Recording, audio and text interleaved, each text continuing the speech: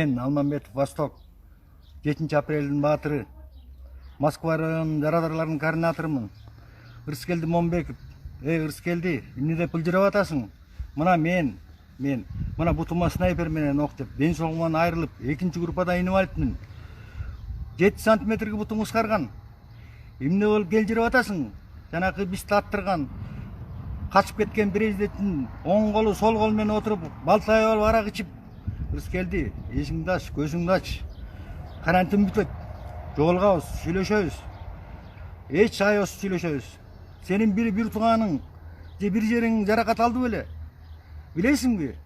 Балдарынан айрылган, күйөөлөрүнөн айрылган, мекен шенттегилердин жанына барып көрдүң беле? Зыркыраса, алардын астында жооп бере албай каласың. Ырыскелди, сендей мандатыңды өткөрүп эле, эртерээк эле карантин бүтсө кетип каласыңды мен талап кылам. Мен сени менен жолугам, жестоко сүйлөшөм, 2 балдак менен барып сүйлөшөм мен сени менен. Көзүңдү ачып жүр, жигит. Мындай бузукулук кылба. Эч качан апрель баатырлар сени соо койбойт. Мына мен күндө чалып атат, күндө звонок болуп атат.